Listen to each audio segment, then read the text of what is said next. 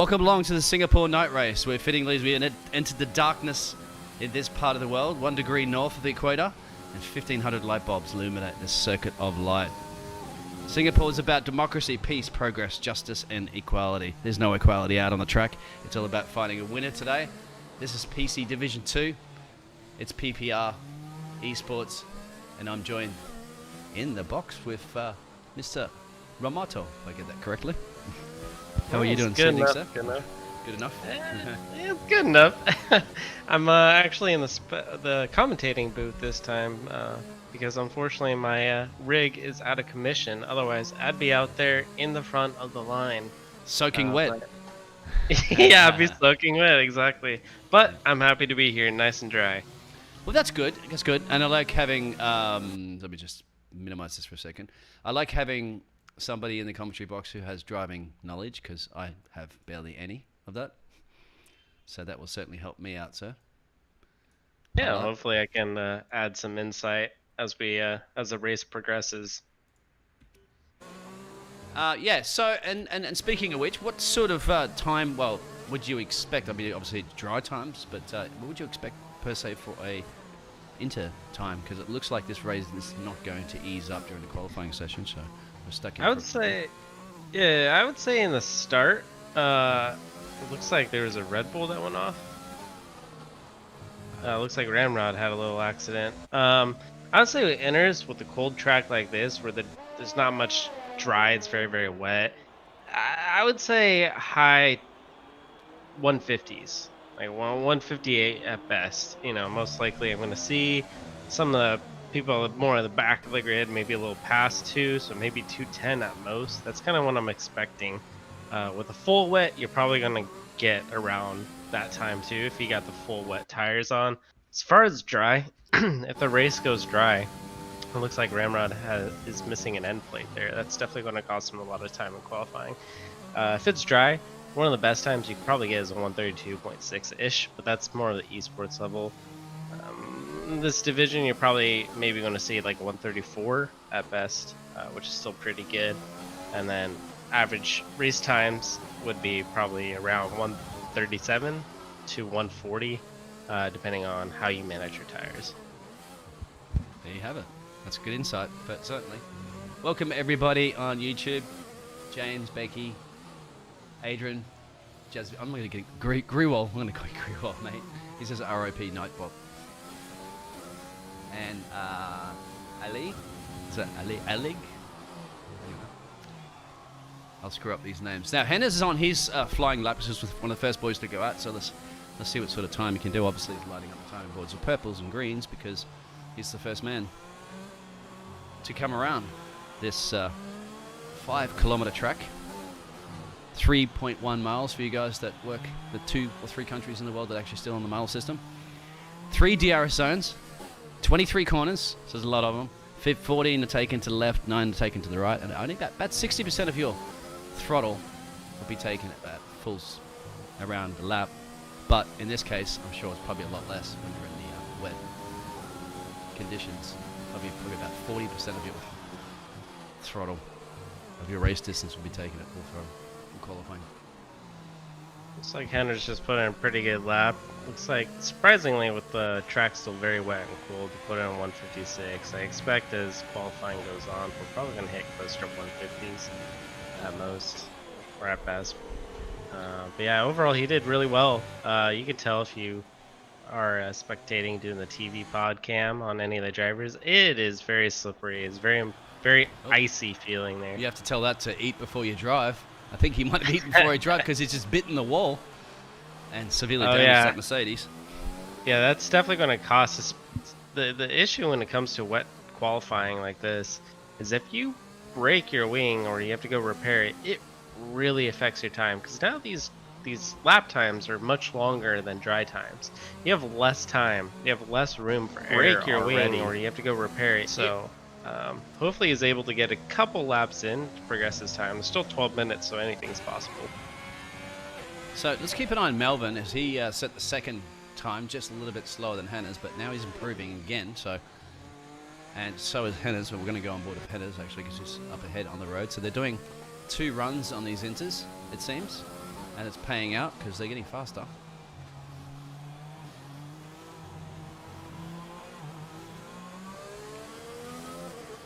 So where's he navigating on that beautiful grandstand there?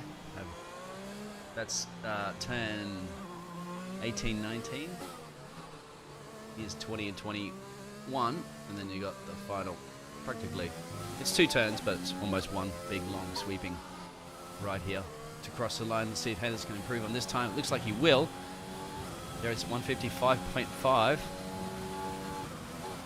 think Melvin did not improve from his time. So he might improve, but I don't think he's going to bring it to Hennis. Just yet, anyway. Hennis still I don't think so. As he comes across the line. Improved a little bit. Still second down. Yeah, 0.1. See who else is Max Senna there. He's in the third and position. It's 2.6 seconds off Henna's pace. Henna's is going faster again. We're going to stay on board, but with Max. Sorry, keep calling him Max. Sorry.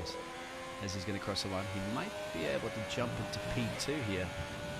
No, it doesn't. It doesn't prove. It's not quite, but he was able to shave off about 1.3. It's very solid, very, very solid. It puts him ahead, gives him a little buffer room. Shabam here.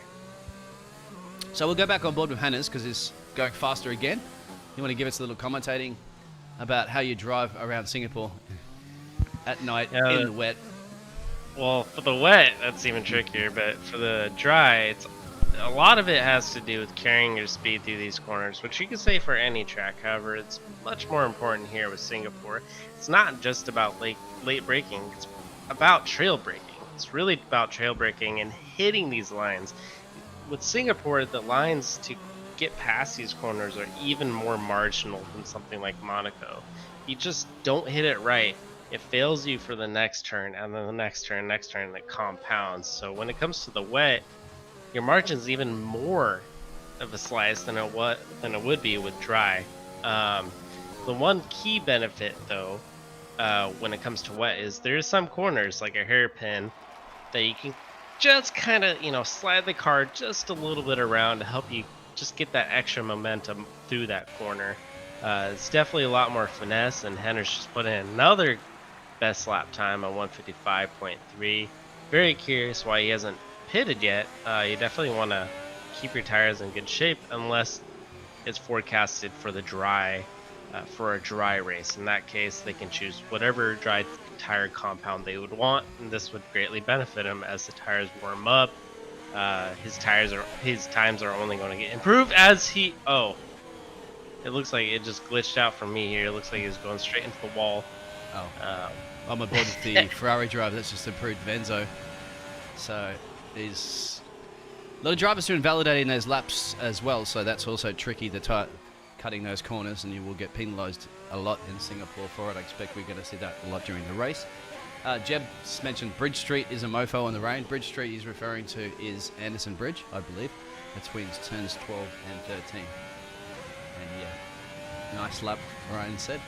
For who? Right. There's a lot of drivers out there doing some pretty good laps. We still have a lot of drivers to do laps. A few of them have already retired from the session. Any indication out there, guys, about the weather? They don't give us that information up in the booth, unfortunately. We can look out the window.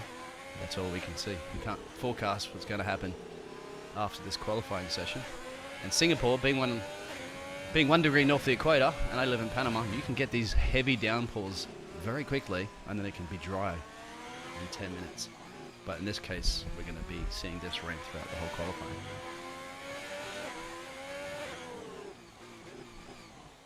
Who else is improving now?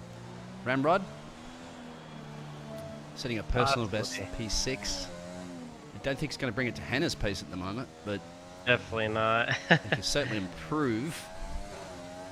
The thing about Ramrod, though, is his driving style is what's important here. He's very quick. He's a very quick driver. However, he has great tire management. So if there is a dry race, this guy maybe starts from mid-pack, but he will be in the podium position if he keeps it clean.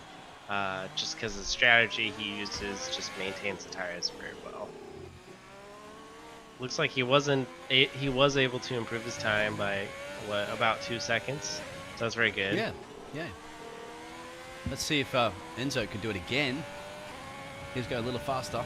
Once again, it's the call, isn't it? They are improving. Maybe the track's also improving. That could be something we're not looking at. Enzo stays P5.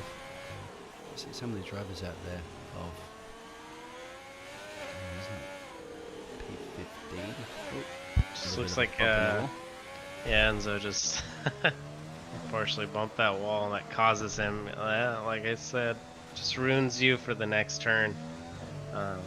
Fortunately, it looks like this lap will probably be the end of it in terms of improving. So hopefully it looks like he has some time to go pit and go out and do another lap. Exactly, but time is not on your side in Singapore, because if you do get out there and you've got pressure to try to put on that one lap blistering pace, then you're going to be scared not to invalidate. Because being a fairly long lap, almost 2 minutes in these conditions, and with all those turns, you're going to get all the way back to box, put some fresh boots on, and do it all over again. And I think maybe the reason why some of the drivers might not be too concerned about chewing through those tyres if they're predicting a dry race. I would say so. That's exactly what I would do if that was the situation. And if not, the tire wear for inchers are not terrible, so you can definitely do a couple laps out there. Personally, for me, when it comes to dry, I only like to do one hot lap. But, you know, each their own.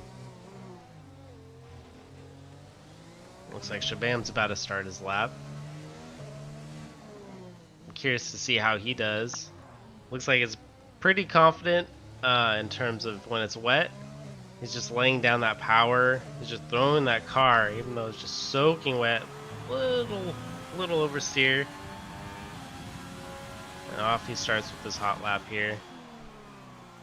Shabam's getting a good entrance into the first chicane there. Solid exit, doing pretty solid short shifts there. I'm certainly hoping my delivery doesn't turn up right at the start of the race. Horrible timing.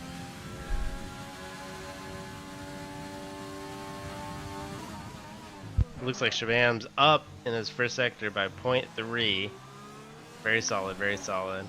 Might be a contender. 31.5 first sector. Now, the fastest first sector from Hennes, I believe, is a 30.7. So he's got contending at the moment, looking for P3. Could be, if he does a really good push in the second 2 sectors, he could get P2. But I think P1's out of the range, out of his grasp at this point. Don't tell the driver that. We said that too loud. You don't destroy their... I think they're too busy focusing on this wet track right now. They try to let any distractions, that's when you start slipping off and understeer into a wall here. So behind him, which we'll go back to a little later, Max Senna, he's on some good pace there. He's right almost on par with the fastest first sector, so that's going to be super close. And then Hennes just responds by getting the fastest first sector at 30.7, but we'll check up on that Hennes later because we're still committed to see Shabam through his lap. looks like he will probably not improve. Yeah, it looks like it's pretty far behind. He must have messed up some part in Sector 3, unfortunately.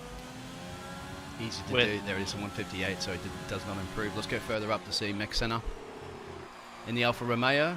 Is setting a personal best for the second sector.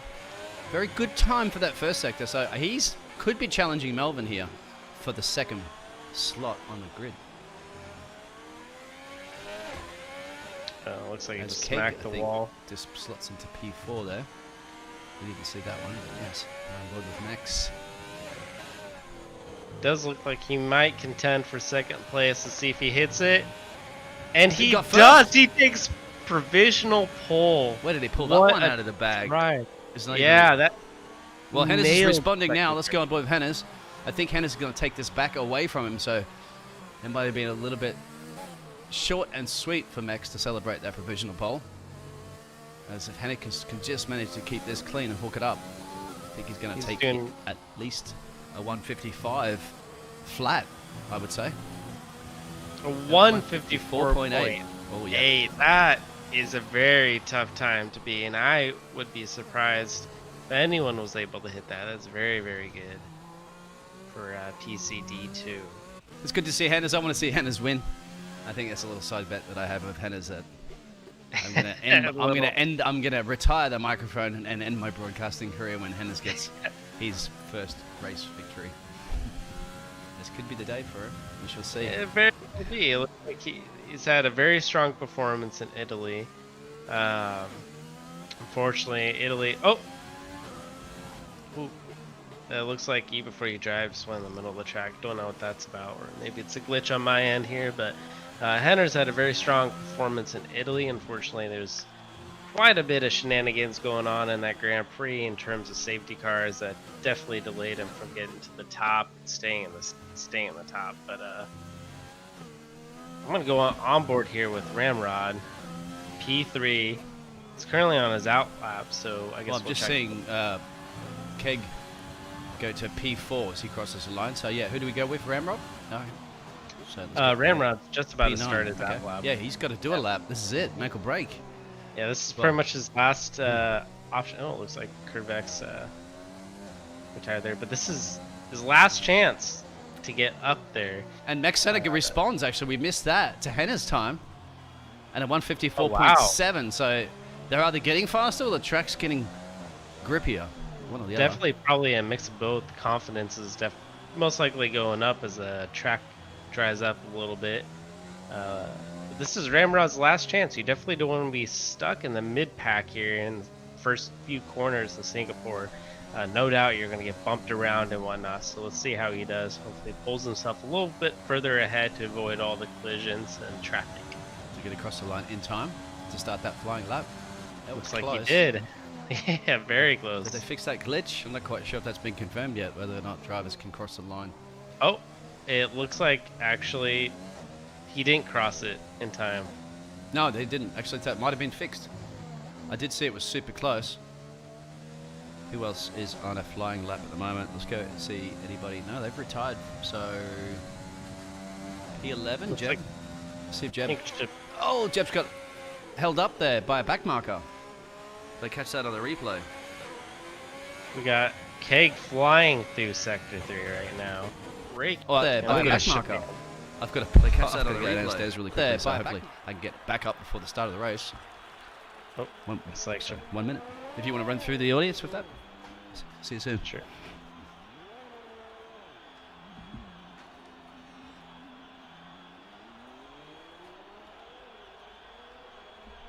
Looks like drivers here just wrapping up right now. Many are abandoning their laps. So it looks like the only person out is Jeb, but unfortunately it looks like he was held up. Not entirely sure he will be able to improve his lap. It looks like he will be starting P11. Hopefully he's able to push that car a little bit more and get himself to the top 10 here. He's the last driver. I believe Mexena is actually... Is he out? Looks like Mexena is out, but not improving on his time. Let's see what Jeb here places. This is only his second flying lap. Looks like he does improve. Unfortunately, does not move. Oh, he doesn't improve? I glitched out on my screen. It looks like he hit a 2 minute, which would have possibly improved him to P10.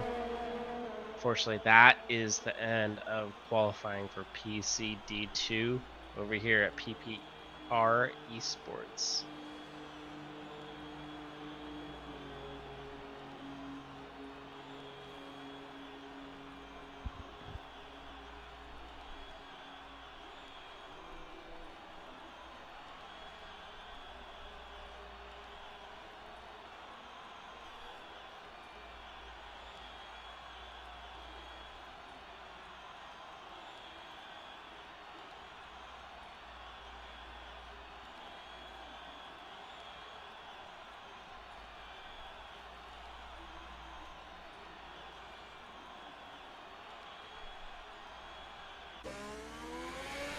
That wraps up qualifying here. we'll take a look at the final places, see where people are starting at this critical track where position is key. We had a surprise provisional, or we actually have a surprise pole starter here at Mexena with a 154.7. Henner's coming in second with phenomenal first part of qualifying performance at 154.8. Got Cejos coming in with the Mercedes at 155.8, with Melvin at a 155.9. 3-1. Then we have Keg and a McLaren following up with 155.938. The top five, very close, very, very well deserved. We got finishing out the top 10. We got 6 in Shabam, 7 E before you drive, 8 Enzo, 9 with Ramrod, 10 with Max Clean Shelby, and the screen just disappeared. All right, I'm back. Sorry about that. No worries. Always the worst timing when deliveries come. Hopefully, It's back in time. Yeah. hopefully my voice was streaming. Yes, it is. Yeah, I didn't mute anything. Oh, perfect. Yeah, Perfect. I hope I didn't. No. I did hope to get time to fix the replay because I thought I had that replay set up. I'm just apologise about that. I would like to have the replays. What do I have for the save the replay? Okay, that's saving the replay, but how do I activate the replay? No, that's not going to work. It needs to be this one. Got drivers loading in, setting up their strategies. Most likely, the good strategy would be a medium to hard, one pit. So that way, if you're able to undercut. Looks like it is a dry race. Here we go. They're going. No formation lap. No formation lap. Oh wow. Okay, no formation lap. Well, off we go. Whoa. It looks like we have exotic. No, Max Clean Shelby just dropping to the back with Henner's taking first place. Already a yellow flag. Very unfortunate. It looks like most people started with mediums and softs. Unfortunately, people that starting with softs will realize it will fall off quick. And if they do a soft, they could try to push it too hard. Unlikely. They'll most likely have to do 2 stops. For those that are doing mediums, you only got 1 stop to hard, but do lack the first initial few laps of pace. Looks like Ramrod's up to 6th position. Very good start for him. And we got a penalty for Shabam right now, but went up to 7th. Looks like Enzo has dropped down to 15th. That is very unfortunate for someone that qualified so well, just passing exotic right now. We got Henner's leading the pack, creating a decent little gap, a little breathing room with Cejos. Mexena just right behind on his gearbox. Keg, the bit of distance, 1.8 seconds from Melvin right behind. There's an overtake from Jeb on the outside of Eat Before You Drive. Very beautiful overtake there. It looks like Jeb very cleanly passed, but Eat Before You Drive is not going to give that position back, or give that position so easily. Really pushes Jeb very against beautiful the wall, overtake fighting there. for every inch. Position here at this track is key. Track position certainly is, isn't it? As there it is, it's going on board. He's got really trying to get. We've got the tyres up there, so as you said, as you mentioned there before, bit of a split at the front there between the softs and the mediums, and then Melvin trying to put those hards on and go all the way. That's going to be interesting. If he can, he's actually got past. Speaking of which, or that's just a glitch, perhaps. Most likely a glitch. Looks like Ramrod's up to 4th. Very good job from him, being able to pass. I forgot whoever was in front of him, but 4th position is very good. He's starting off on softs, unfortunately. Oh, that's because they're boxing. Yeah, that's why. They were jumping Gotcha. So yeah, well, Ramrod's on the back of Melvin now, so that's that difference, isn't it, between the hards? Some of those softs are probably mediums are about. Well, the softs are probably should be about 1 second quicker around here than the mediums. You can imagine how much quicker they are than the hards. I'm sure Melvin knows about it. I'm not entirely sure why Melvin's starting off on the hards there. However, you could make that work. Also, the important thing, it looks like Angium just got a 3-second penalty with multiple warnings. The key to this track, too, is this track overall is just very finicky. The setup matters, how you drive matters, and if you go hards, your setup needs to account for that. It really does, else it just will not go as fast and you won't be able to keep up with the pace. Now, we got Ramrod just back on the gearbox and Melvin here, breathing down his throat, and Ramrod's going to have to make a move here soon. Mexena coming in with 3-second time penalty. That's not good for him. with someone like Melvin and Ramrod and Shabam right behind him with Eat Before You Drive just coming up on the tail there. And Curvex is about to be on the back of Eat Before You Drive as well. Yep. And it looks like Sejos has a penalty. I can't see what kind of penalty it is. Henders just comes in with the best lap time of 140. Very solid time on the mediums. Very, very, very solid. He's got the pressure. He's got this. He doesn't have that much pressure. Obviously, he's got a nice gap ahead, and obviously a little bit of breathing relief too. As you see those other drivers picking up those penalties, and we do expect quite a few of them to occur around Singapore. Got a yellow flag. Well, that went away. Yeah, Henders is now pulling a really amazing gap, the 5 seconds, with Mexana having a 3-second penalty. So this is it, Curvex on the back of Eat Before You Drive. It should be a pretty much easy overtake. Well, nothing's really easy when these guys are racing, but it looks easy on screen, doesn't it? There it is. Eat Before You Drive is definitely not going to give that up without a fight. Looks like, unfortunately, he did lose that position. But anything's possible with this track. You can definitely push the car and squeeze your opponents right aside. See if Shabam wants to copy the same thing. He's probably on the radio going, okay, well, Curvex just made an overtake behind you. Now you have to make an overtake to get ahead of Ramrod. Well, but then Ramrod was thinking about he needs to get past Melvin. So Melvin's holding him up in that different tyre strategy. And as you said, you mentioned earlier, in Singapore, track position is key. And Melvin has that key at the moment, doesn't he? He can also go a lot deeper. With Ramrod with 2 laps currently going and coming on 3 laps, he's going to have to start pushing here soon, especially if he wants to get past Melvin, get some clean air, and start pulling away. Those softs will start to fall off here soon. With Enzo, 3-second time penalty, maybe the softs might have another 5 laps, but then the car starts to get a little twitchy, rear end starts to kick out, and it looks like Ramrod's coming into pit already. It looks like he has an end plate gone. It's probably why he wasn't able to catch up to Melvin. Ah, that makes sense, yeah. 26 seconds plus another 5 to fix that. That's a 31 second pit stop. That's going to be costly. That doesn't affect Curvex or Shabam. They are right neck and neck going after Melvin right now. Curvex just going crazy sideways. 31 second pit stop on that replay. Sorry about that. I actually assigned the wrong key for the replay, therefore it's changing stuff. I might not have to use it anymore. So far we got Mexana with penalty, Shabam, Jeb, and Enzo, Angium, and it looks like Sejos also has a penalty. We got a yellow flag, Sector 2. Looks like that might be Eduardo Andretti, PCD3 driver, merged to PCD2.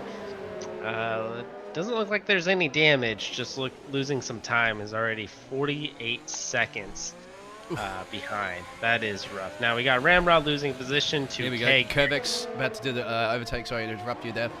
On Shabam. And Shabam's not going to let him. He's closed that door shut right on Curvex here. But Curvex isn't going to let that go. With a nice little lockup from Shabam, that gives Curvex a little bit of hope. Oh, he just picked up another 3-second time penalty.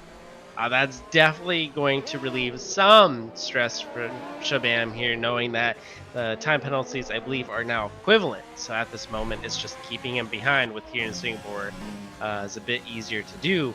But it looks like Curvex is really pushing Shabam. It looks like he might be taking him on the outside, using all the power he can, and it looks like he got that job done. Good job. Exactly. Got to get it done and quickly, because those penalties start to mount up as well. But the big person up ahead that they need to get past is going to be catching the back of Melvin. And Melvin, remember, is going to be going a lot deeper into this race on those hards. If not, it can almost go to probably at least 3/4 of the way through the race. And even banking on a safety car could come into play for him, as well as Hennes and Max Senna. But yeah, Hennes is at the moment, that little battle there. Curvex is now 12 seconds off the race leader. Oh, and it looks like Enzo and Jeff just had a nice little collision. No damage done. The issue with Melvin being on hards right now is you see Curvex with mediums. Now those mediums are going to start to kick in, starts to get warm, track's getting warm. We got some rubber laid down. We got Curvex is going to slightly ease his way. He's going to finesse his way. He's already got DRS right on the gearbox of Melvin. Melvin's going to have to start thinking about exactly how he's going to keep Curvex behind. somehow be able to pressure him from behind and make sure that Curvex makes a mistake. And it looks like he's pushing him through those corners. Park that Very good Ferrari pressure. as wide as you can in Singapore. And he is putting it in all the right places. A little bit of a lag glitching that I'm seeing on there. That might make it difficult if Curvex is also seeing the same thing I'm doing.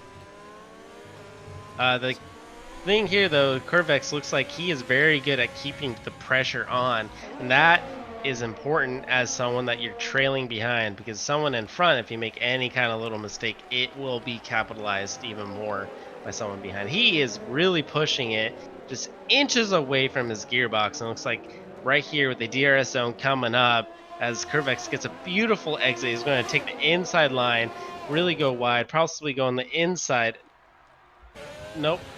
But he is going to do DRS and overtake and most likely get that job done as he squeezes the Ferrari towards the outside. Oh, looks like he took right in front of him. Well done.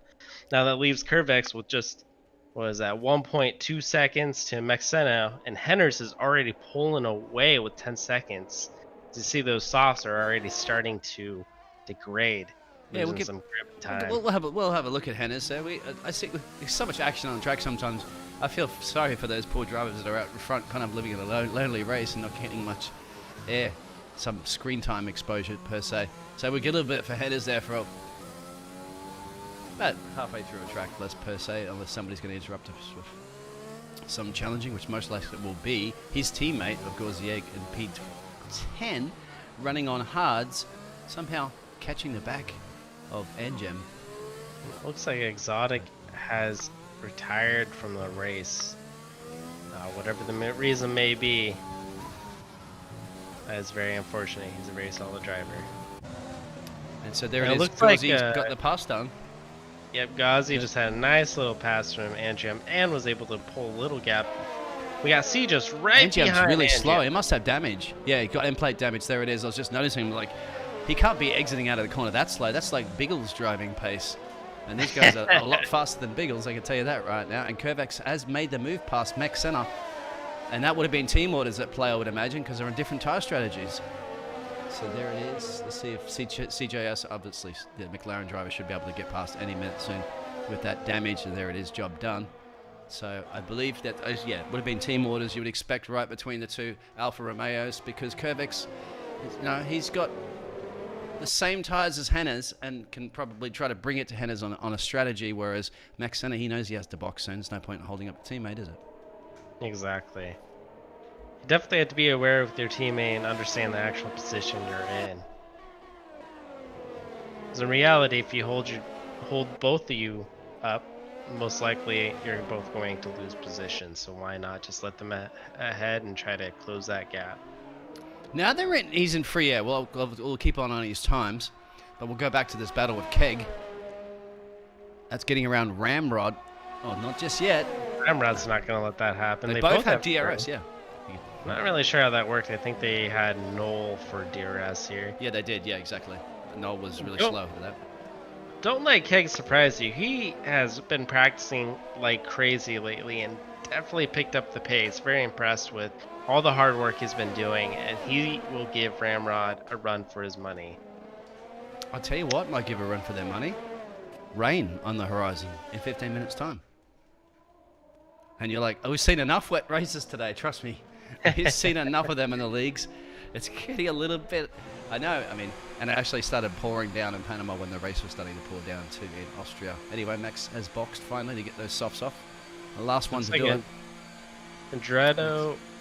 Eduardo Andretti has been struggling a little bit, falling behind, using runoffs. It is a very difficult track, and it looks like, I don't know if you saw, but Curvex just put in one of the best times of 1:39. He is closing that gap to Henners with 10 seconds. If you didn't know before, it was 12 seconds behind. However, that's right, Curvex, yeah, we did say keep an eye on those times, and because he's in the free air now, remember, he's been in the dirty era of those cars, had to make those overtakes, and obviously once he was released from his teammate, it's game on now. And right now, you see Shaban right on the tail of Melvin. Like I said, those mediums are starting to warm up. Those hards are still going to take some time to kick in. And no doubt Shaban's going to be passing him soon. Curvex down, killing that gap to about 9.6 seconds. However, Curvex does have that time penalty.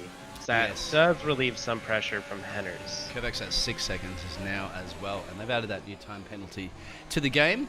I didn't need it. I've always had the telemetry up on my screen, so basically I feel like Codemasters have made my job irrelevant when I'm pit lane reporting now. I can still give all the juicy information about the drivers when they retire and stuff like that.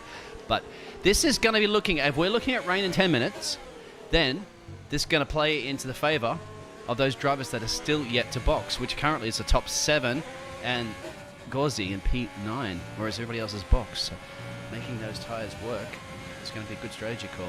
But when? Do they listen to Jeff? Do they listen to their engineers if they do have them? Jim Bob's engineering some of these guys? That's the question. What would you do at the moment as a driver after thinking about that rain on the horizon in 10 minutes? Like, if you're on mediums, you can stretch them out to be go on 16 laps comfortably. That should be just about the time that rain starts to kick in. It looks like Shabam here is really pushing Melvin through those corners. If he doesn't pass him soon, there's going to be some issues. But yeah, if I was... Yeah, go ahead. If I was driving, yeah, I would have started on mediums and just kept going up until that rain hit and then switched to inters. I don't think the drivers knew exactly when the rain's going to come. That's the problem. I get a little bit more detailed information about it from the telemetry, I believe. I gotcha. So I can kind of catch them. A lot of them do get caught out guard, right? In qualifying, you are able to get weather report, so that's usually one of the first things I look at, is just get an idea of what I am working with. But if they don't know, I would say either way, I would stick to my strategy of about 15 laps or so, mediums, and then finish the race on hards if I can. There you have it. So I want to see if Henners, could this be the time for Henners to step out of that spotlight and step into the shadow? Step out of the shadow, sorry, step into the spotlight. I just mixed that one up. I need to flip it around. Because if you're in the darkness of Singapore, you could be the man. Yeah, the one part that's not lit. It looks like Curvex has shaved that time down to 6 seconds. If Henners is not looking at the time, he's going to be caught sleeping. I'm not entirely sure how Curvex is doing it, but props to him for being able to pull away from his team Melvin as Melvin holds everyone up and he gets clean air to shave it down to 5.8 seconds to Henners. Now this should really worry Henners, although I do see Curvex locking up his tire just a hair. That will degrade your tire is a bit faster. Shabam still can't get around the outside of Melvin. Melvin's still putting that car in all the right positions. Yeah, I would say about now is when those hard tires are probably starting to kick in with the traction here. So I'm not completely surprised that Shabam hasn't gotten past him, but definitely needs to do that soon. Unless if he doesn't, then most likely he will be stuck outside the podium. And how far can those mediums go before they really fall off the cliff? Because if you've got that rain in 10 minutes, I think they can last 10 minutes, right? Ooh, yeah, they could. I mean, it depends on your driving. At least for me, I start to feel it around 10 to 12 laps is when I really, really feel it. And then about, I think 16 laps is the max. The tricky part about Singapore, though, is all these turns and corners and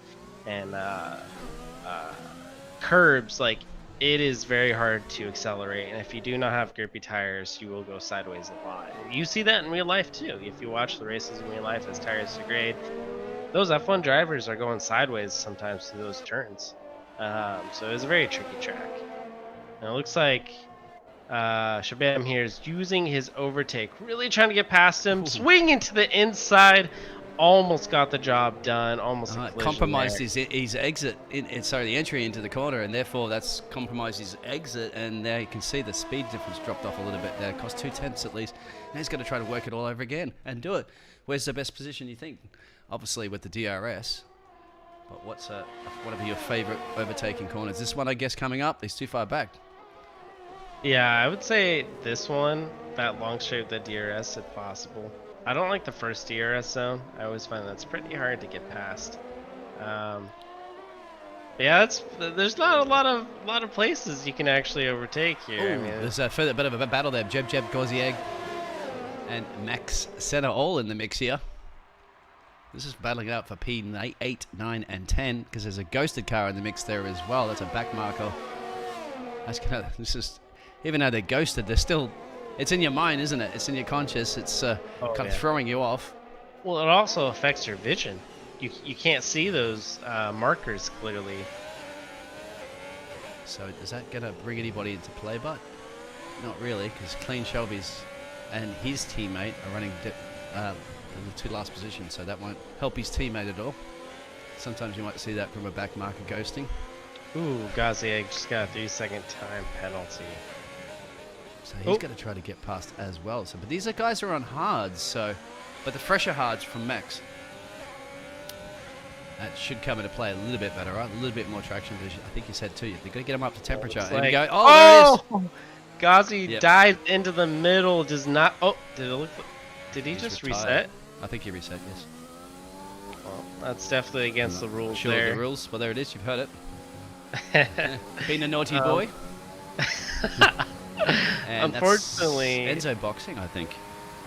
Or just moving right out of the way. He's boxing. Oh, he is boxing. Okay, another 3-second time. I'm not sure if he's aware that Jeff said that there's rain coming in 5 minutes' time. Oh, is he going to take the gamble and go to Indus already? That would be too much of an order. Yeah, he's going to the hards. Hards. It's a very interesting strategy. You could definitely make that work. And sorry, cut you off there. Look what's happening now. Look where Curvex is. He's now almost within the DRS range of Hennes. So he's been working and working and working in that clean air to get to Hennes. And hard work's paid off. Well, he has to get, as he wants to pay off even more, as he gets that drag strip starting to form there with all those lockups to drivers. So it's getting closer and closer. Hennes also is aware, Jeff would have made him aware that the Curvex does have 6 seconds penalties, whereas Hennes doesn't. So how much of a fight does he really need to put up at this point? Well, I mean, even if you do have, if you see the person behind you has more penalties than you, or if you don't have any penalties, they have penalties, there's definitely a little less stress. However, you see them closing up, worry still comes. You don't want them in front of you. You can let them pass if they have penalties, but you don't want that because they can still pull away from you, especially seeing them crawling up. I get the feeling that Curvex caught Henners a little bit. Henners was a little bit nappy. Sleeping, yeah. It is late in the UK, and it's late in Singapore, so perhaps these time zones are messing him around. It's probably bedtime for him right now. I think he's over there in Switzerland or something like that. UK. UK. Okay. Well, Henners is from the UK. I'm not sure where Curvex is from. Yeah. Me either. But it's definitely pushing him around the corners. I think Henners definitely feels the pressure, but Curvex also feels a lot of pressure because he has to account for all the time penalties. Henners is usually a pretty clean driver. He looks like he's keeping it very consciously aware of where he's putting that car to not get any time penalties, because that only stacks up as you see the pressure getting put on you more and more and more. Exactly. But as Curvex knows, and I think other drivers as well, and their engineers tell them something, you know, keep putting the pressure on that car ahead, because you'll force them in to time penalties, and that will start coming back in your favor if you do have them. There's that drag strip forming. You can just see the amount of rubber that they put down there. Almost every driver has locked up multiple times during this race, as we're not even over the halfway point yet.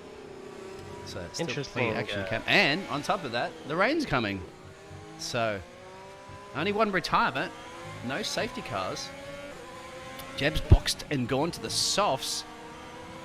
Which is a very interesting strategy. Most likely is planning on doing a 2-stop. However, that may be come in his favor. If rain comes in the next few minutes, he might be able to cover some ground, get up a couple positions, and then slap on those inters early. Is this when the drivers need that I don't know, it's a tall order, isn't it? Because they don't want to gamble and box now with knowing that there's rain on the horizon, because you want to try to stretch them. I think you said this is about the point where those mediums are starting to fall off the cliff. That means Melbourne could come into play a little bit more as these drivers start to struggle for grip, because they're gambling on how wet it will be. Because you don't want it, if you take a pit stop now and then you have to jump back in the box in 5 minutes time, you're in trouble, because it's 26 seconds. You can see now the rain is really coming down. Henners and Curvex are sliding through these corners, counter steering out of these turns. The rain gods have answered the Biggles. Right on cue. Thank you very much for that. I can spot that. We might actually be in a dry race at the end too, but I don't want to give the drivers too much information or their engineers. Let's keep that one a surprise. Here we go. Some people are boxing now, so this is it. Into time. Is it too early? I think. Well, especially with how worn those tires are, you've got to do it, don't you? You've got to jump to the inters. Henner's struggling like crazy. Look at just oversteering, just trying to keep the car pointing in all the right direction. He needs to. He wants to keep the carbon fiber parts attached. He doesn't want to spoil. And got a 3-second penalty. penalty. There's the pressure starting to stack up. But I think it's more pressure just to keep it out of the wall at the moment than worry about getting penalties. And you're going to have to box. And guess who stays? Kerbeck stays out. That's a tall order. Maybe he likes the rain more. DRS is disabled. That's the official call that they get. Unfortunately, they disabled it right as he got to the DRS zone. Kervex really needs to push it if he wants to not get undercut by Henners. Yeah, we're going to see people boxing. Yeah. Oh, looks like he's losing a ton of time. This track is long. It looks like... Yeah, I mean, they're doing 1 minute 40. It's 5 kilometers and a lot of those turns. And the worst thing you need in a wet track is a lot of corners. Because at least if you're on like Italy or something, it's not too bad. You can go flat out down the straight. You lose a little bit of downforce, but every time you have to navigate those corners, you're also thinking about trying to keep this car out of the wall, because we all know in Singapore, these barriers take absolutely no prisoners.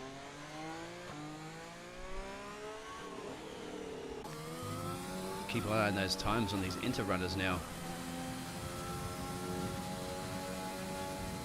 Looks like Ramrod made a decent call and pitted somewhat early for those inters, and may benefit him in the long haul.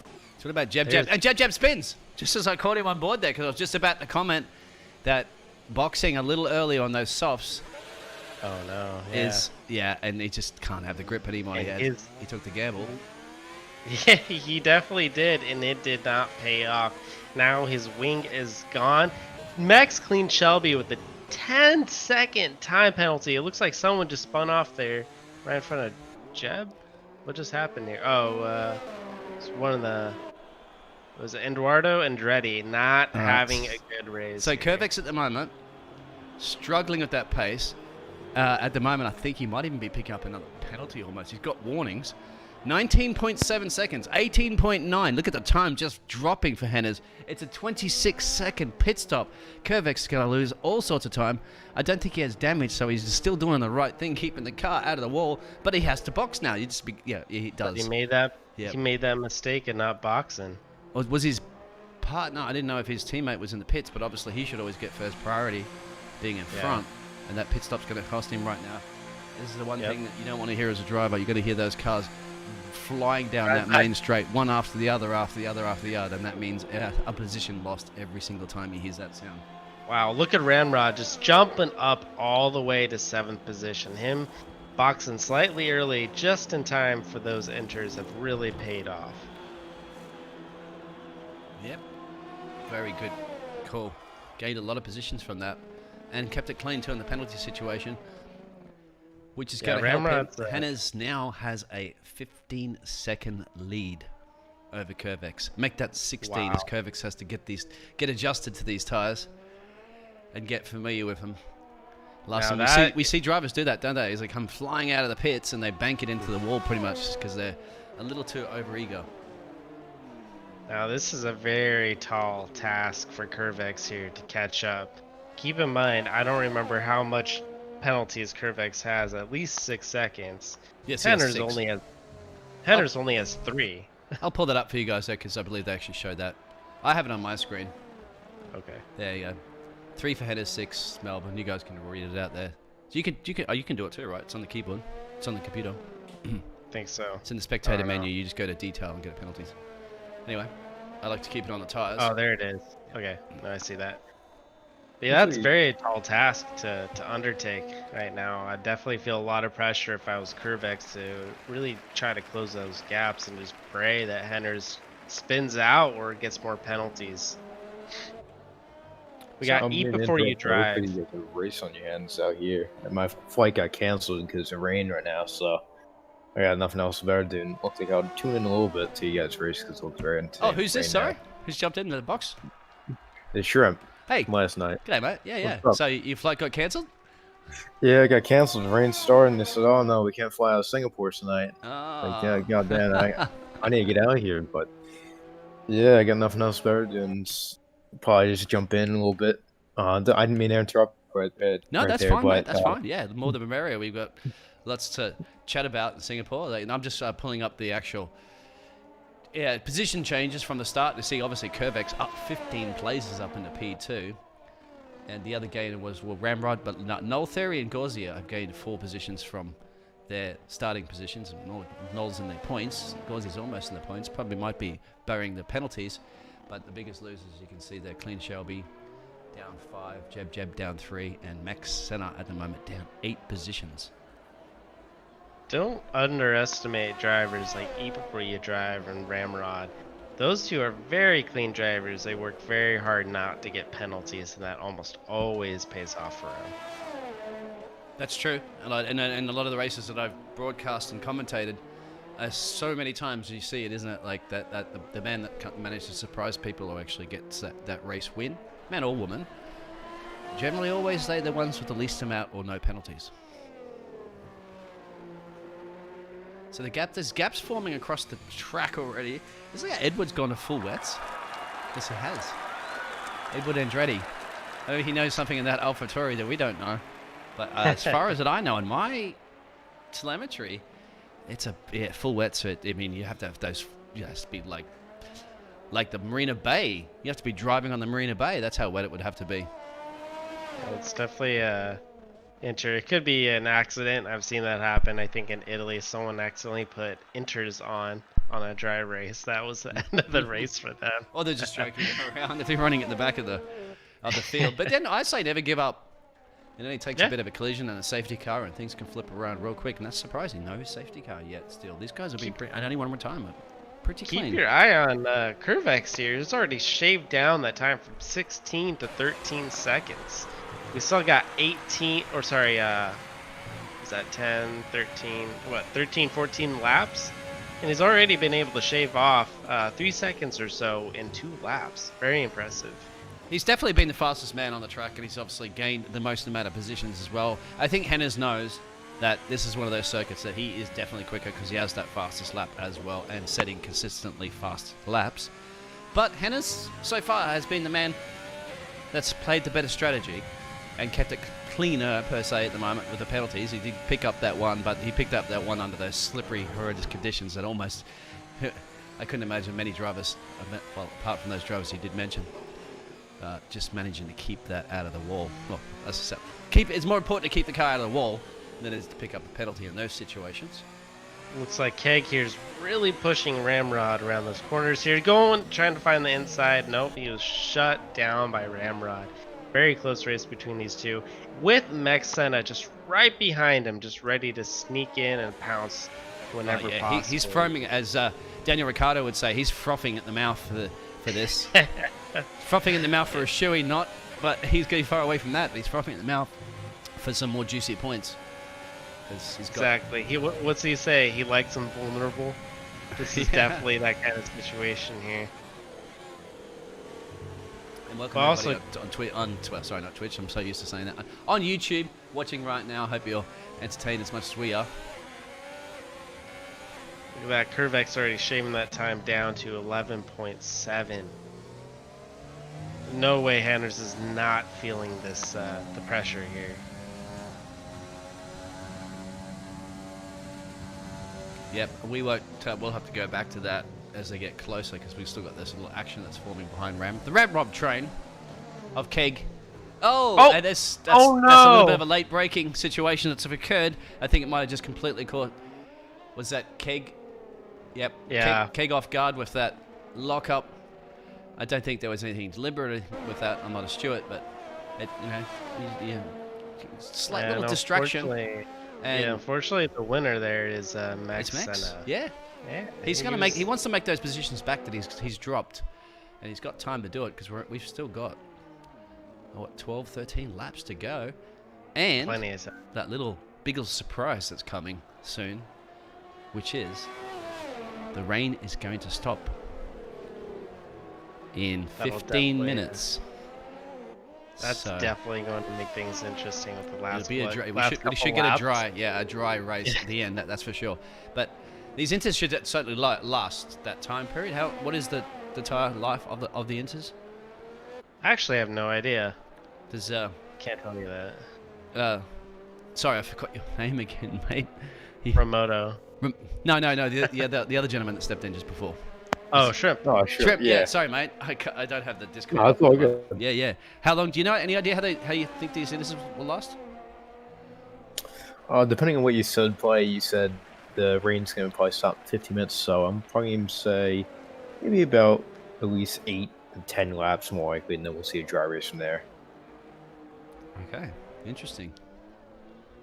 Well, It's they definitely had to gonna be stretch those mediums to go as far as they can to catch that switch over to the wet conditions, and it worked. Although it was super tricky, wasn't it? To skating around because when that rain came, it came pretty fast, practically in one lap. It became very tricky for the drivers, as you'd expect in Singapore. It does rain hard. It's not raining hard like it does. It should be raining in Singapore, but that's generally too. It doesn't rain that much at night. That's one of the reasons too why Singapore, apart from just a time zone, was a night race. Because if you had that race at a scheduled starting time for Formula One, well, you would practically almost be guaranteed a 90% wet race every single time. You know, it's interesting if it does dry up in the next 8 laps or so. That's essentially going to make this race almost like a 5-lapper. So people are going to slap on soft and just gun it to the end. So the Williams definitely could try gonna to be slap a past Gauzy, and they're battling it out for the final points playing position. But null theory has null penalties, so that can come into play, not just for the final points position, but maybe for a few more. It looks like Eduardo Andretti has unfortunately retired from the race. What was that? He stopped on track? No, he's retired in the box. No, he went into the pit. So maybe he's had an actual technical problem. Some of the drivers too. You guys aren't maybe not aware out there, if you watch the races and don't race, that these drivers actually get technical glitches with their equipment that they're using, like pedals, and we know that. Don't you know that? More Oh than yeah, anybody. I know that too well. Know that way too well. And that can occur during a race. There's been things that have been unplugged. There's buttons that are stuck. There's drivers that have had problems not engaging in their DRS and stuff. They have to worry about that at the moment. But Oh no, Ramrod just picked up a 3-second time penalty. That's very unfortunate. But yeah, I've had those fair share of technical difficulties. I think last year, season 1 at Abu Dhabi, I was racing for Xbox D2, and middle of the race, my wheel stops working, and my pedal stopped working. I got straight into the wall. yeah, you would, wouldn't you? Like, there's nothing you can do about that. Nope. It just I heard it just disconnect, and then that was it. You must feel like you're Sebastian Vettel in Italy this year with the brake failure. Go push the pedal Yep. and nothing happens, and you just go straight. You're like, this is what's gonna happen. I'm just gonna go straight through. So we do see this in Singapore, where they start to spread out and form some gaps around here, because it is a long lap. It's a 140, and with all those turns and stuff. But obviously, with the rain stopping in 10 minutes' time, that sprint race is going to occur, and no safety car yet to bunch up all this field, which probably would be good. Guys out there, if you did rehearsals, we all know, on cue, bring out a Nelson Piquet Jr., crash into a wall and bring a safety car out, or is that too soon to say that? Maybe too soon. Keep your eye on Eat before you drive. He is now 0.7 seconds behind Shaban. Yeah, I'm on board with him actually at the moment. With no time penalties. This is looking good for him. Don't jinx him, sir. Don't jinx him. I don't even have to. I could jinx him and he'll still perform very well. Eat before you drive has been practicing like crazy. He's become a very solid, consistent driver. I'll jinx him and he will do fine. All right, you've heard it. Even with the commentator curses being thrown out there, eat before you drive. He's not gonna take that as he goes over the Anderson Bridge. I'm just gonna quickly go up and grab a drink, and I'll be back, because we'll keep this on board anyway. I'll be back in a jiffy anyway. I'll be back before they finish the end of the lap. So Shrimp, are you a driver here? The PPR? Yeah, I am driving D2. Last night I opted to sit out just because with setup mess right now, I have to probably commentate, which is definitely a bigger view and definitely a different point. So I wanted to commentate D2 and D1 for. I think I definitely asked Nick about maybe 2 weeks ago, and then we went upon it now as of yesterday. So Singapore for D2 was amazing race. D1 also amazing race yesterday, but yeah, definitely experiences I've had in PPR driving. It's been amazing, and it's probably the best league for driving I've been in so far. But commenting wise, also the best league I've been in. And like guys like you and Biggles, probably some of the best guys I've met in commentating so far. It's good to hear, man. Also to note, we got some of the fastest drivers in PPR, and we got some esports level drivers, especially in PCD1. Some amazing butter smooth driving. That's absolutely right, yeah. And if you haven't watched the PCD1 races, I would highly recommend watching those if you want some sweet, sweet butter. Looks like Eat Before You Drive has had a nice little lockup. Shabam going wide. Most likely that is another warning on Shabam's part. That's looking quite delicious for Eat Before You Drive. Unfortunately, he's probably already full because he ate for this drive. I was about to say, you keep talking about deliciousness, and I realize you're talking about eating before you drive. and Jeb said he selected softs, and selected soft, I said enters. So that's the reason why he went on those softs. Remember that call that we mentioned earlier? It looks That's like Jeb. Ramrod is having to pit. It looks like he's replacing his wing. Is going to be dropping down the leaderboards there. Hopefully he makes it out still in points with Ghazi just coming around the corner there. You're a lap down too from the leaders. Wow. Some of the drivers are almost in the 2 laps down range. Let's take a look at Curvex. He has shaved that time down to 2 seconds, and we still have 8 laps in this race here. So this is this is it now. Can the strategy call play into Henna's hands again? Because Henna knows, and I think we all know, and Curvex knows that Curvex has been the fastest driver consistently around this track the whole time. His last lap was a 133.6. Everybody else is in the 150. Well, Hennis is in the 155.7s, and most other drivers are in the late 156s or all over the place, really, 8s. So when the rain's stopping in 5 minutes' time, and I pretty much got that accurately last time, maybe I'll say 4.5 minutes this time. Let's see how really accurate I can get. That is Curvex going to make that mistake twice with the wrong strategy call. Fool me once, don't fool him twice. Fool me 3 times, shame on you. Oh no. So now Curvex is within 1 second. No way Henderson is not feeling this pressure. Even though knowing there's still a 3-second penalty on Curvex's part, that Curvex has to make that difference. Definitely will push Henners towards potentially another penalty as he just barely oversteers and saves it. Yep, Very it hard does. There. That's a little bit more breathing space from Henners after Curvex is doing that work, but we know Curvex is going to be up back on the tailpipe at that racing point anytime soon. Strategy call between them. What would you do as a driver if you're Curvex? Do you mimic? Do you copy what Henners does? Henners box, you box? Or do you try to do an undercut here or an overcut? I personally would copy. Well, isn't it usually the racing point that's copying? But the Ferrari's actually down at P. Sorry, the Mercedes of Heat before you I'm drive. going to give you some claps there. Nicely done. It looks like we got Angium DNFing here, retiring from the race. No. And it looks like he is on track. So what's going on there? I don't know if he retired or now is an AI. Enzo's boxing, yeah. So will the car go back out on the track after boxing? I think the car's boxing onto mediums. Yes. So Mediums, that's quite hang on, ballsy. that's not that car. That's not the right car. No, it's the car's going back out onto. Well, it's Another still showing entry. Enzo in the game. Yeah, no, Enzo's here. It's Angium that Oh, Angio. DNF. It looks like he pulled off. Hopefully there's no safety car, else that would. I mean, I guess you could throw in a safety car. It'd definitely be interesting. Everyone pitting and rushing to get to the end. I thought there was an overtake just before, but I didn't see that. I don't think. Eat before you drive now. Well, we'll come on board Curvex because he's still in that close battle with Hennes. Looks like Enzo has spun. Unfortunately, it looks like that just maybe. Yep. Out of the pits on those fresh tires. It's another thing I was saying.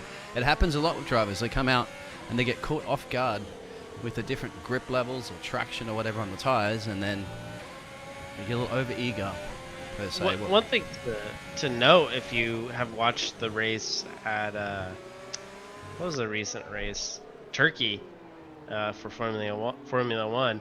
Hamilton decided not to box, and the reason why is because the pit entry was very, very wet, and it was known for people to spin off, and that is one of the issues here with wet races is you got these people racing on the racing line that dries it up, but hardly anyone's going into the pits, and they cannot dry up the pit entry or exit. So, well, this is it now. Bottom of the hour, crunch time between the two front drivers.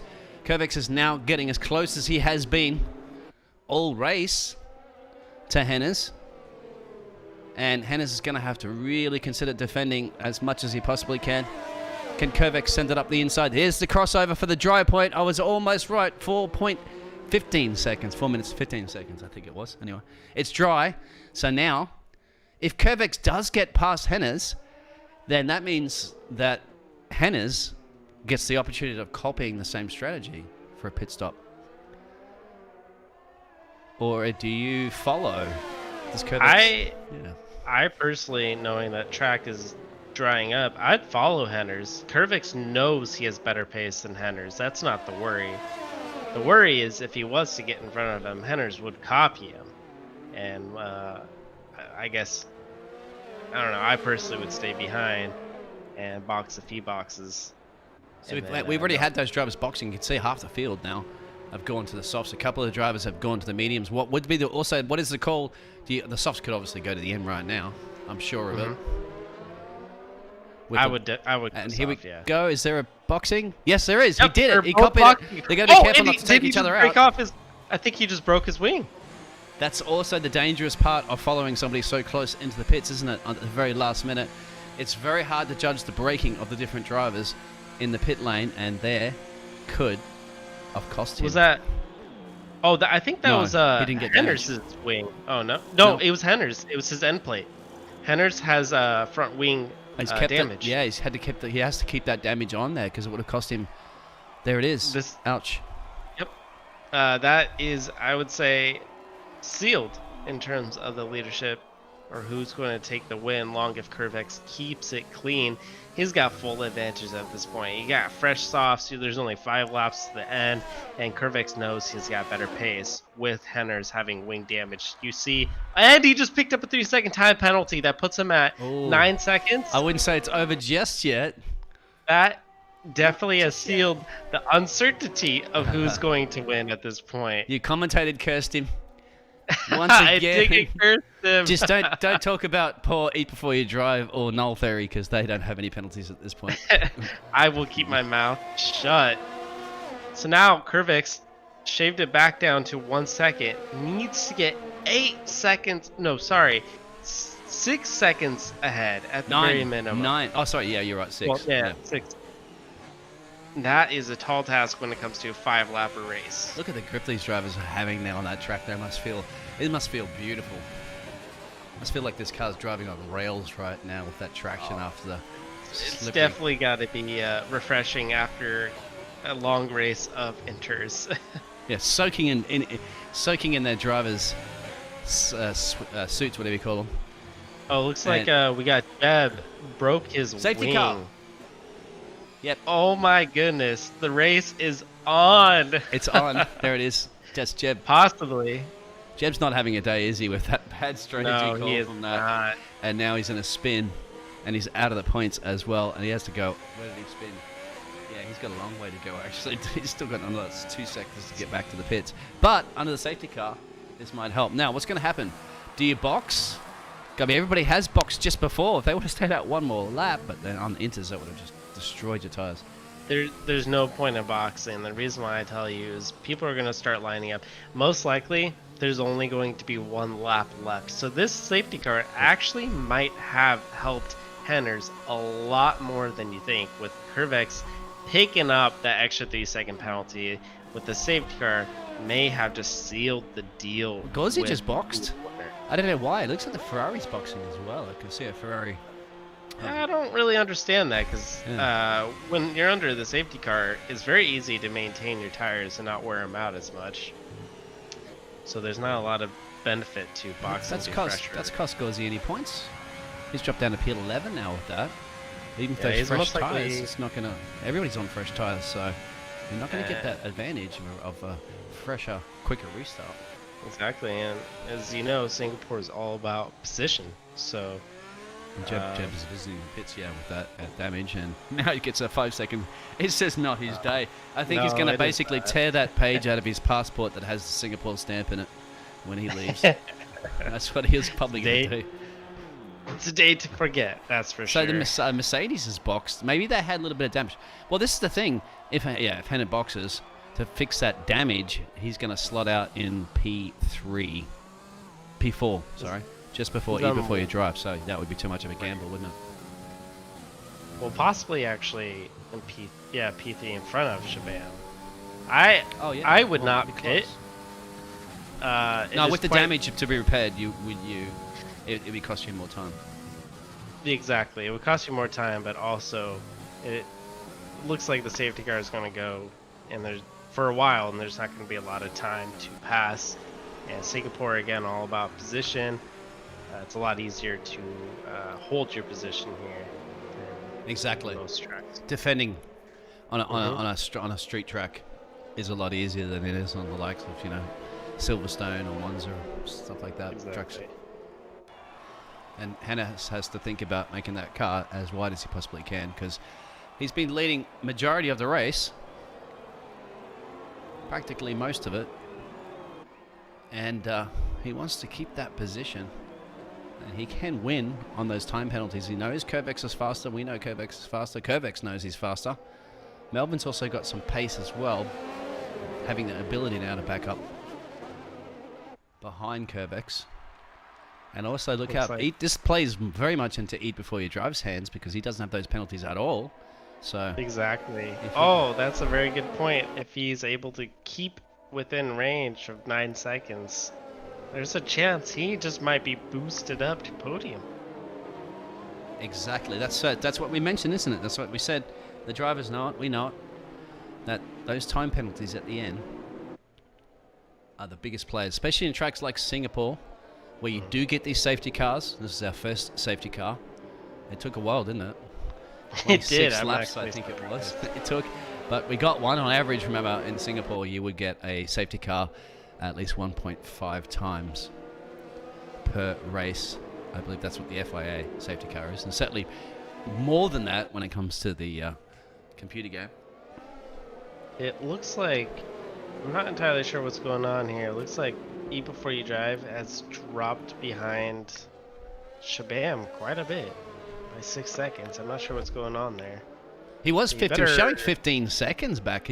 Remember, a lot of these guys were quite a way back from that front pack, and a lot of the drivers are lapped as well. So will the safety car allow them to unlap themselves or not? That's a good question. I don't know. 2-3 laps to go. I don't think so. They're bunching up. Will there be called for the safety car to be coming back in? No, it won't. It would have been called before the start of third sector, so we will see that safety car one more time. Hannah's will be super happy to see that safety car one more time, because he just he's probably on the radio to the team going, oh, there's too much debris on the track. So to the FIA saying, yep, you need to keep the safety car out. I can see carbon fiber parts. And I'm sure Curvex is going, why are we staying out? Let's go. Like, that's exactly right. This is playing exactly into Henner's hands here. The safety car, one more lap, meaning there's only 2 full laps left of this race.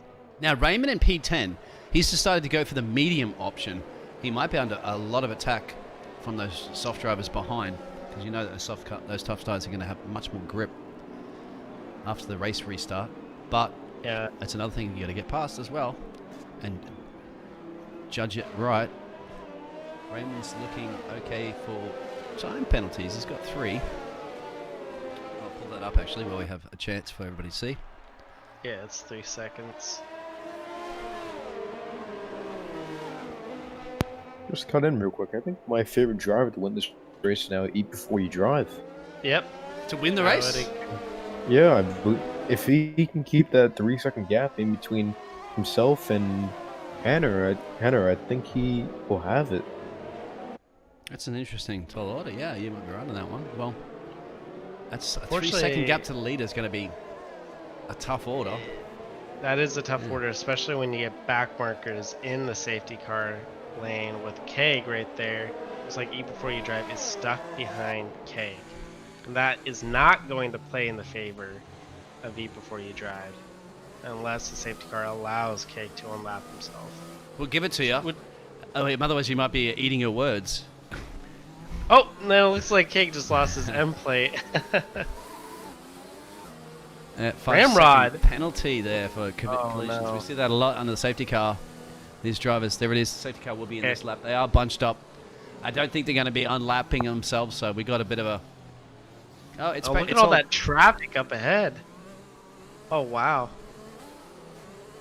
You got Ramrod, Gaziag, Shabam, who's in 4th, and Keg, and then eat before you drive in 5th. There's a lot of back markers that you got to push to get. Hopefully, eat before you drive is able to at least get podium. It's looking good. Is able to pass all these back markers. I'm going to leave it over to you drivers to begin the safety car restart. And what are you thinking right now as you're these drivers getting? All the other drivers are getting. Melvin got a 5-second penalty for Oh colliding. no, Curvix just got a 14-second penalty. Melvin has a 11-second penalty. Shabam's up to 3rd. Some kind of accident. Now Henderson's looking back, smiling. Oh, and This there's an is end plate gone from hard. Curvex. He hit the back, I believe. Yes, he did. He's got a 5-second penalty. This is Henner's race to win, but Henner's nursing damage as well. So, over to you guys. Wow, Curvix now has a 19-second penalty. That has added up very quickly with eat before you drive. And Henders has an 8-second time penalty. Oh. So eat before you drive. If he keeps it clean, keeps pushing and pushing, there's a good chance he actually might win. Right now he's 6 seconds from the leader. That puts him in the lead with Cedros just flying past him, but Cedros still has a 3-second time penalty. So eat before you drive just needs to keep. And Henders has another 3-second time penalty. That puts 11-second time penalty. Eat before you drive is getting passed left and right. However, if he keeps within that 11 seconds. Oh, those ghosted cars are just absolutely just distracting them. And I think this heat before you drive could be definitely on for the victory. Possibly. If he keeps within range of Shabam and Cedros, there's a very high chance that he will indeed win this race. Let's see how this pans out, as everyone is just pushing as hard as they can, because right now there's only 2 laps left, 1.5 laps left. Let's see how this goes. Certainly. Well, are you glad your flight out of Singapore was delayed so you can catch this action? Yeah, it's turned into something. I'm not saying anything until end the race, but I know yesterday was like a commentator's wish on the driver whoever won. I think it was Bidong won the end, and I predicted him beginning to actually win the whole race. But I think it's the commentator's wish for me tonight. Something about Singapore. Well, Singapore always brings these surprises, doesn't it? And it's good. We've had these changeable conditions. We've had that safety car thrown into the mix. And now we've got drivers all nursing a whole bunch of damage. And on top of that, they're all going to almost, apart from the one man before you drive, have to spend some time talking to the FIA stewards after this. And the FIA stewards are just in regards to the penalties, not because they've been doing any bad driving, but I'm sure there'll be a lot of things that will be removed, perhaps under the safety car collisions that we usually get. Anyway, last lap. Well, it looks like eat before you drive is staying within just that range. Let's see if he keeps that up. There's your penalties. I'm going to leave them up for the rest of the race because we already know the tyres that they're on. There's a battle there going between Shabam and Sios. As Sios getting past Shabam. But unfortunately, them fighting is causing some time for Eat Before You Drive to gain. He's battling it out with Gauzier as a ghost, so he needs to get through him. He'll get the DRS toe off that, I believe. The DRS is not enabled yet, but no, it won't be. We won't get the DRS. Be because we're at a half a lap before we finish this race. Yeah. Looks like Sejos is pulling ahead very, very hard. Eat Before You Drive is just going to need to get just a couple tenths down in order to keep that gap. I don't know how you can predict it. Hennes will cross the line. We'll show him crossing the line, unfortunately. When all those time penalties is kicking in, you're going to see him fall back. And Sios is going to win this race, I believe. That's Mercedes. Yep, Will he? like Is Eat Before You Drive? Yes, he does. But Hennes does get P2, at least some consolation prize, but not the one he wanted on the top step. But how is that for a spanner in the mix? Quite the drive. Well done for all the PCD2 drivers. And Curvex is rightfully driver of the day. Sure, with those overtakes and that the fastest driver as well. But not the man on the top step. That's the man on the top step. A surprise. If you're a betting man, that would doubly pay at least 200 to 1. Oh, I shouldn't say that much, but probably 50, 60 to 1 gamble. And look at that. Eat Before You Drive with a 0.8 time to the P1, man. That is close. Very good job keeping it clean. I think he's the only driver that has not gotten a penalty. It's also a complete Mercedes podium as well for the racing point. That's true, isn't it? Yeah. So Melvin will get at least that best time as a consolation prize for Melvin there. And yeah, Jeb said that was a disaster class for me. As I said, I expect you to be ripping that Singapore stamp out of your passport for this one. But congratulations there to Sios. And Hennes, well, a very good drive. I can't retire my microphone commentating yet because Hennes was that close from winning that. But nursing damage and certainly driving Eat Before You Drive, well, that goes to show you what you do when you do Eat Before You Drive and you don't eat any penalties. We can do some interview, guys? Do you think? Interview these drivers? Yeah, let's do it. Yep. So we'll be back in just a minute as we grab them all, and they dry off from this dry Singapore race. Just a minute.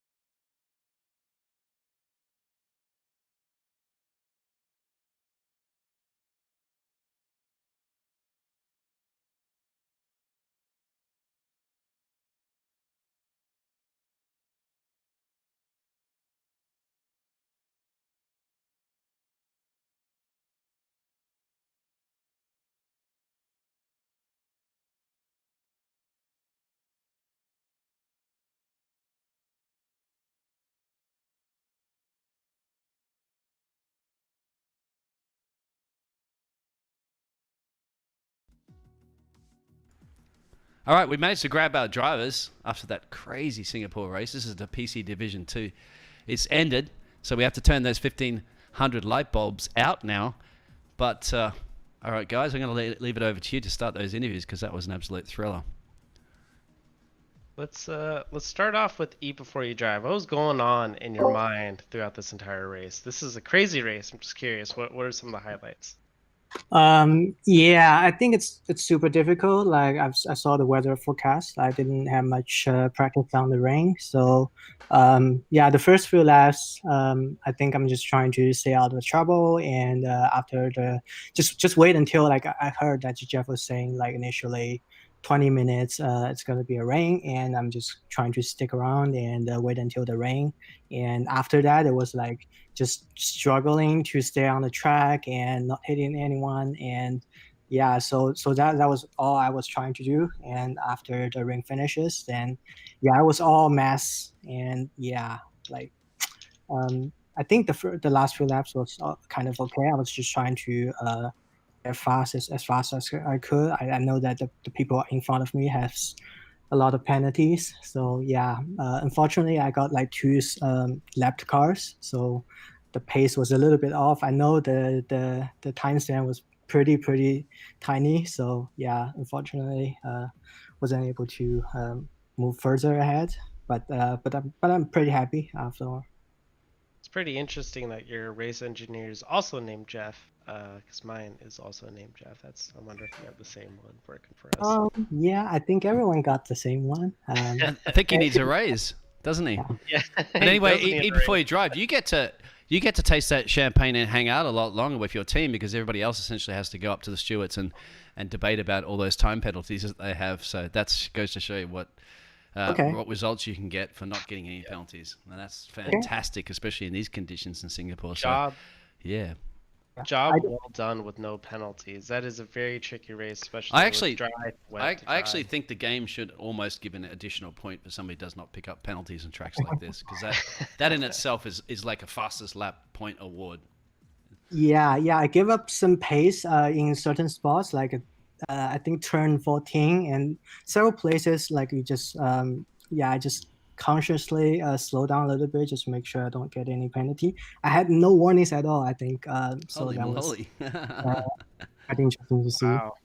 Absolutely brilliant. Well, you just start a driving school or online tutorial on how to keep it clean around a track. So I think all the drivers would like to should tune in to watch that one. Congratulations, sir. Thank you. Hey, we'll go over Just to. one more quick question. Yeah. I'm sorry, Biggles, about that, but viewers definitely wondering, what did he eat before you drove today? I actually did not, so I'm gonna scramble to grab some food afterwards. Really? You should probably change your name. Right now. Yeah. Yeah, I should. Next Eating time. after you're driving. Yeah. there you go. Well, Alright, cool. thank you. Good job. Awesome job. Let's move on to second place, Henners. Wow, what an amazing last few laps. What an amazing job leading most of the race. Tell us from your point of view what was going on in your mind.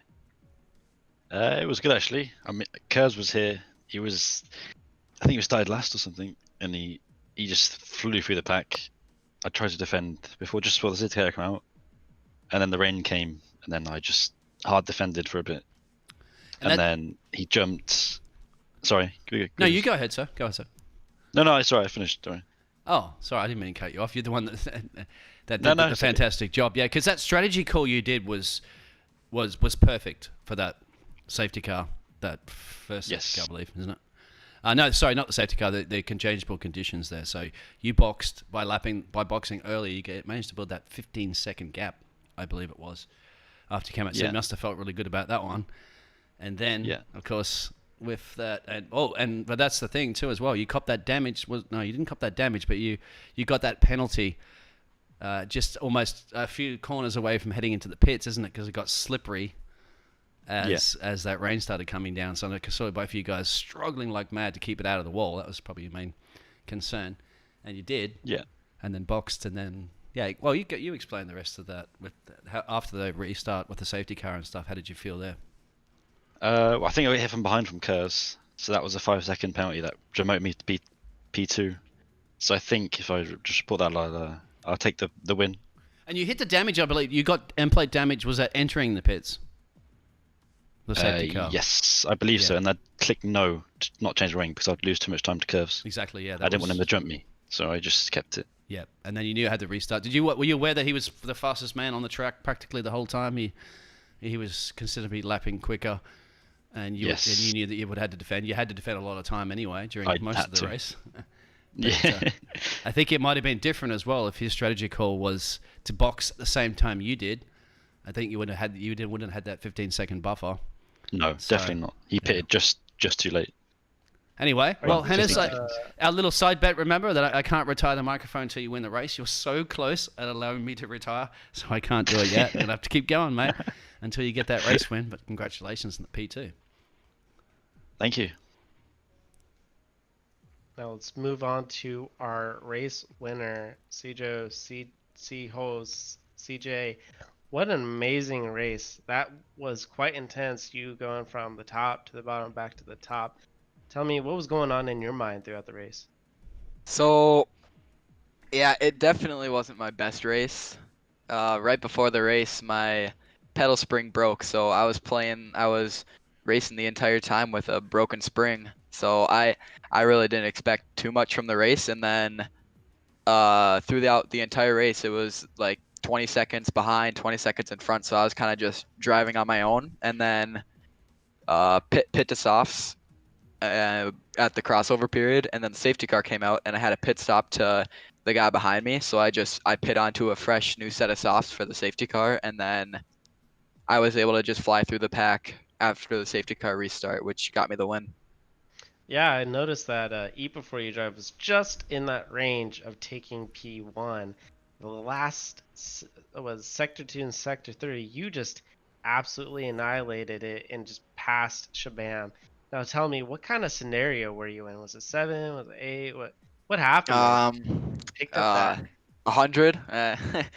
Not really sure. Just I knew that I had to get through the pack with the 3 seconds, and I was in voice chat with Henry the race, and he said that P2 and P3 had 19 seconds and 11 seconds of penalties, so I knew if I went fast enough, I could get a good placing. And then I crossed the line, and then I was in P1 apparently, which surprised me a lot, and didn't expect that at all. So yeah, it was interesting. It was an interesting race for sure. Congratulations. Was that your first win as well, sir?